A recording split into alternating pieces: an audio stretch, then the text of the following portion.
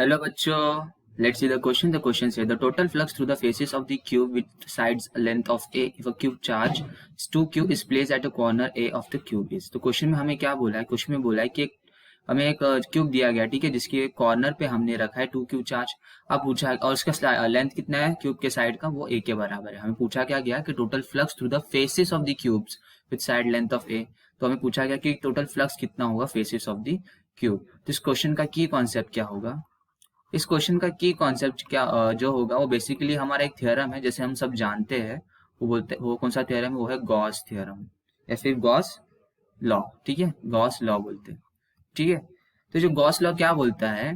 Gauss law बोलता है कि अगर मेरा किसी भी गॉसियन सरफेस में, अगर किसी क्लोज गॉसियन सरफेस में जो टोटल फ्लक्स हो जाएगा वो कितना होगा कि जो क्यू एंक्लोज्ड होगा उसके अंदर, यानी कि जो चार्ज एंक्लोज होगा उसके अंदर, डिवाइडेड बाय एप्सिलॉन नॉट। तो ये हो जाएगा मेरा गॉस लॉ।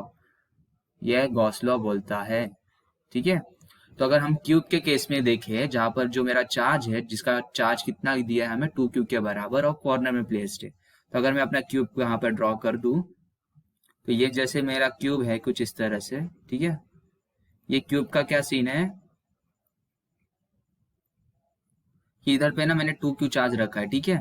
अब जैसे कि हम जानते हैं कि ये जो चार्ज है ना, अगर इसको मुझे गॉसियन सरफेस में देखना है तो मुझे अज्यूम करना पड़ेगा कि जो एक चार्ज है ना, ये बाकी कितने क्यूब्स के साथ और शेयर हो सकता है।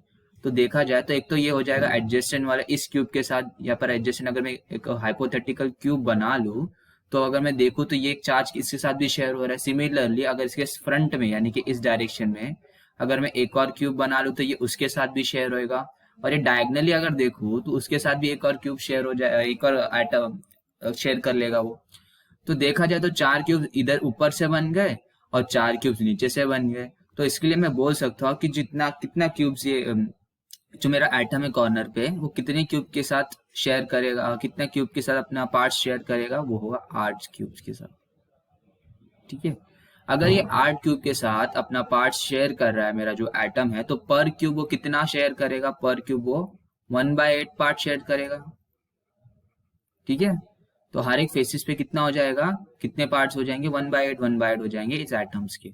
तो क्वेश्चन में हमें क्या पूछा गया है? हमें बताना है कि फ्लक्स कितना होगा।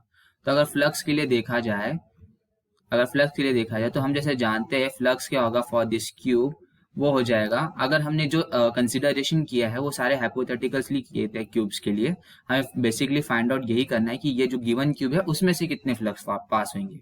तो इसमें से कितने फ्लक्स पास होंगे हो जाएंगे क्यू एंक्लोज, क्यू की वैल्यू कितनी, इसको क्यू डैश ले लेते हैं, ठीक है। Q enclose divided by 8 into epsilon not. 8 क्यों लिया? क्योंकि हमें सिर्फ एक क्यूब के लिए फाइंड आउट करना है कि एक क्यूब से कितने फ्लक्स पास हो रहे ड्यू टू दिस चार्ज, ठीक है। तो अगर हम अपनी क्यू डैश की वैल्यू अगर पुट कर दे तो क्यू डैश की वैल्यू कितनी थी हमें? 2q के बराबर, ठीक है, डिवाइडेड बाय 8 एप्सिलॉन नॉट। और अगर इसको मैं कर दूं कैंसल ऐसे तो ये हो जाएगा q/4 एप्सिलॉन नॉट, ठीक है। तो जो मेरा फ्लक्स आ गया फ्रॉम दिस क्यूब, इस क्यूब से कितना फ्लक्स पास हो रहा है, तो आ जाएगा q/4 एप्सिलॉन नॉट, ठीक है। और देखा जाए तो ये मेरा ऑप्शन नंबर सी से मैच कर रहा है, ठीक है। तो hope you understand this question. Best of luck, thank you.